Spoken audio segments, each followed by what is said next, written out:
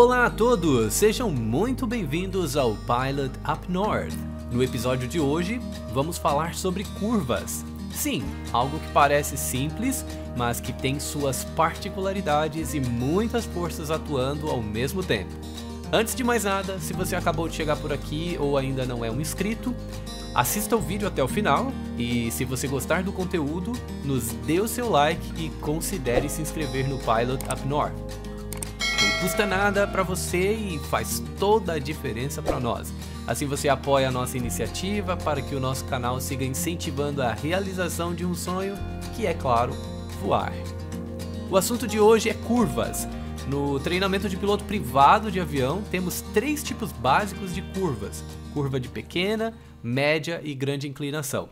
Curvas de pequena inclinação são as curvas de 0 a 30 graus de inclinação lateral, sendo o mais comum aqui no Canadá 15 graus. Curvas de média inclinação são as curvas entre 30 e 45 graus de inclinação lateral, sendo a mais comum aqui 30 graus. E a curva de grande inclinação são as curvas entre 45 e 60 graus de inclinação, sendo a mais comum também a de 45 graus de inclinação, ok? Toda aeronave de treinamento, ou pelo menos a grande maioria delas, é equipada com o horizonte artificial.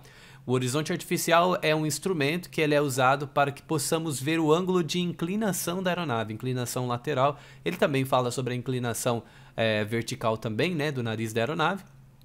E o horizonte artificial tem as marcações de 10, 20, 30, 60 e 90 graus de inclinação lateral. Em alguns casos também temos a marcação de 45 graus.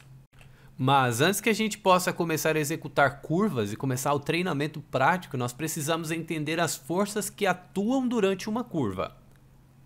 Força G.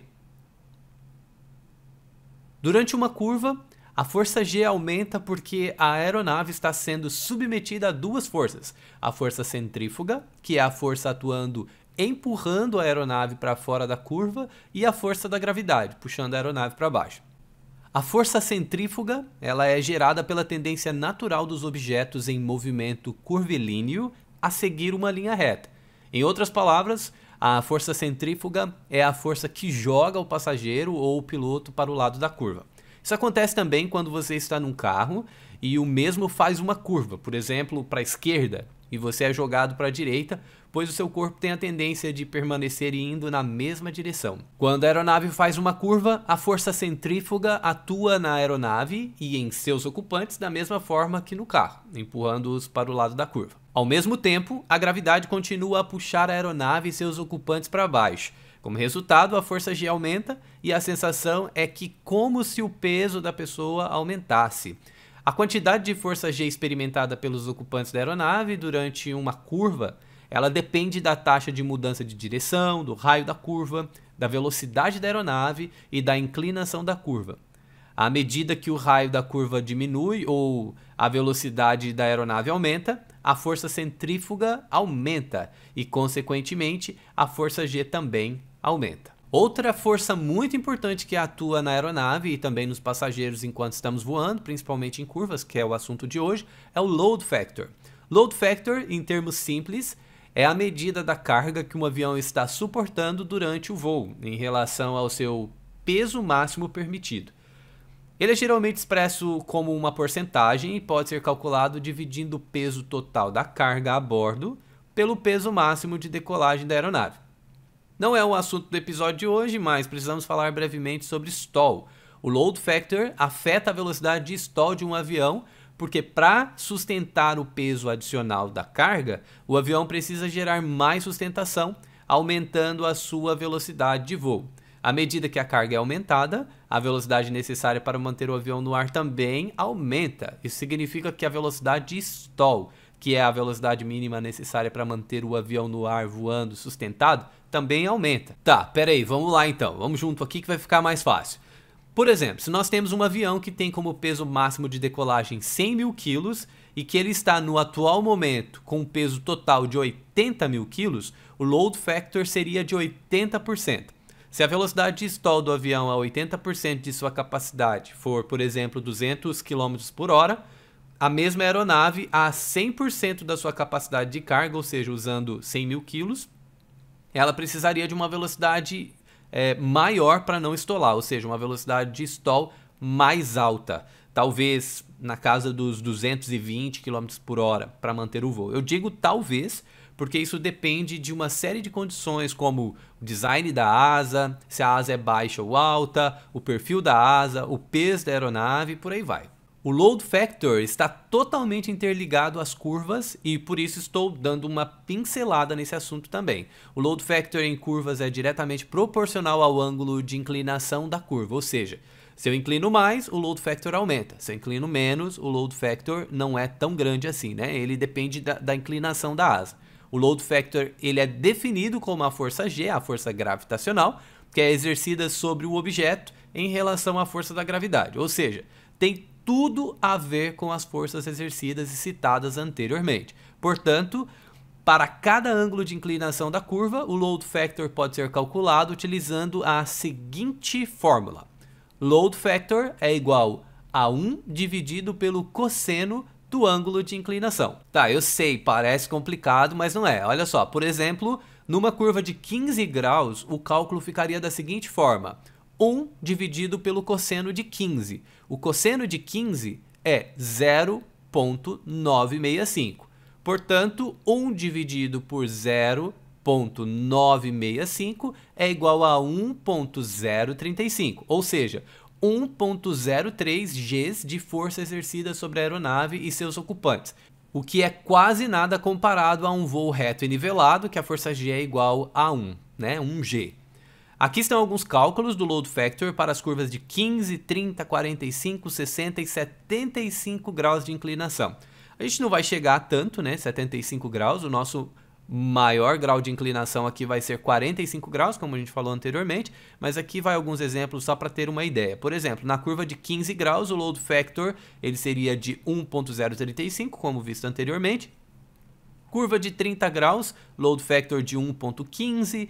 Curva de 45 graus, 1,41. Olha só, numa curva de 60 graus, o load factor já vai para 2, ou seja, 2 Gs de força. Se você pesa, por exemplo, 80 quilos, você vai sentir uma pressão de 160 quilos nesse momento, né? Então, muda bastante. E uma curva de 75 graus de inclinação, o load factor passa a ser 4 Gs, que é muita coisa, né? E para encerrar essa parte teórica, vamos dar uma olhada no POH do Cessna 152, na seção 2, limitações, mais especificamente na página 2-7. Aqui a fabricante Cessna, nesse caso para o Cessna 152, ela mostra as limitações certificadas da nossa aeronave em termos de força G para qualquer manobra, sendo elas, né, o Flight Load Factor para operações com flaps up, ou seja, não usando o flap, né, é de 4,4 Gs positivos e 1,76 Gs negativos. A gente não vai falar sobre Gs negativos porque a gente não vai fazer nenhum exercício que envolva G negativo, né? O Flight Load Factor para operações com flaps down é de 3,5 Gs positivos e o G negativo não foi mencionado aqui no manual, né? Ou seja, o máximo para quando a gente está com flaps up é de 4,4 e para quando a gente está com flaps down é 3,5. Então a gente tem que tomar bastante cuidado com isso. Se observarmos o load factor para cada ângulo de curva que falamos anteriormente, podemos ver que a curva de até 75 graus de inclinação, as forças exercidas ainda estarão dentro do envelope de segurança testados e certificados para o Cessna 152. Mesmo assim, as forças já estarão em 4 Gs de força, meu amigo. Mas por que uma simples curva aumenta tanto a força G de uma aeronave? Na verdade, a curva por si só não aumenta a força G a esses níveis, né? O fato é que, ao fazer uma curva, o equilíbrio entre peso e sustentação é quebrado. Mas por quê? Tá, vamos lá. Prometo ser breve. Então, para uma aeronave alcançar o voo reto e nivelado, que foi o assunto do episódio anterior, tanto peso quanto sustentação devem estar em equilíbrio, certo? Vocês lembram que no episódio passado, ao adicionar mais potência, flaps, aquecimento do carburador, ajuste de mistura, dentre outras coisas, a aeronave que estava perfeitamente nivelada é perturbada e sai do equilíbrio. Então é exatamente por mudar a proporção equilibrada entre sustentação e peso da aeronave que isso acontece. Ao adicionar flaps eu tenho mais sustentação, por exemplo, fazendo com que a aeronave tenda a subir, diminuindo assim a sua velocidade, e logo em seguida começa a descer o nariz, que aumenta a sua velocidade novamente e ganha mais sustentação, subindo o nariz novamente e assim por diante. Durante uma curva, o coeficiente vertical de sustentação muda de posição, fazendo com que a sustentação esteja deslocada em relação ao peso. Por exemplo, numa curva de 45 graus para a esquerda, temos o seguinte cenário: o componente vertical de sustentação continua na vertical em relação ao componente horizontal de sustentação, enquanto que a sustentação de fato que é gerada pelas asas da aeronave está no ângulo de 45 graus à esquerda. Como vimos anteriormente, para se manter um voo nivelado, tanto o peso quanto a sustentação devem ter a mesma proporção de forças atuantes, sendo a força da gravidade exercida pelo peso da aeronave e a sustentação gerada pela tração da aeronave, gerando sustentação nas asas, certo? Lembra que falamos que o peso aumenta com a curva devido ao load factor, força G e também a força centrífuga?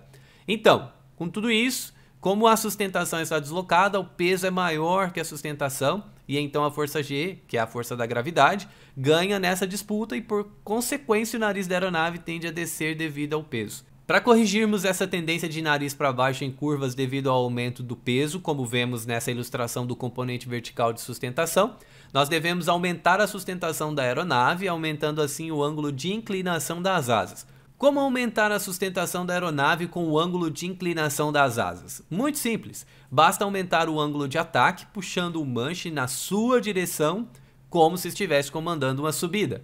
Mas Gilberto, por que você não falou isso desde o começo? Por que dar essa volta enorme para dizer que é só puxar o manche comandando uma subida? Olha, eu não sei vocês, mas eu não suporto a ideia de fazer algo só porque alguém disse que é assim. Eu pergunto pra caramba. Eu tenho uma filosofia de vida de entender tudo o que eu estou fazendo. Entender os motivos pelos quais estou atuando de uma forma certa e de uma forma mais correta me traz segurança na aviação e muito mais confiança nos momentos de emergência. Segurança é tudo na aviação. Já que agora entendemos as principais forças que atuam durante uma curva, vamos para o nosso voo para vermos isso tudo na prática. Olá pessoal, estou passando por aqui só para dizer que o vídeo de hoje ficou muito longo e por esse motivo eu decidi fazer um segundo vídeo complementando esse primeiro vídeo, já que o primeiro foi mais teórico. E nesse segundo vídeo nós vamos falar sobre as curvas de forma mais prática, ou seja, nós vamos para o simulador e vamos colocar em prática o que a gente aprendeu hoje sobre essas forças todas que a gente entendeu e aprendeu no vídeo de hoje, ok? Peço desculpa por não complementar esse vídeo, estou em reforma em casa também. Então, espero que vocês compreendam e domingo o vídeo vai estar disponível para vocês, ok? Uma excelente quinta-feira para todo mundo e encontro vocês no domingo. Valeu!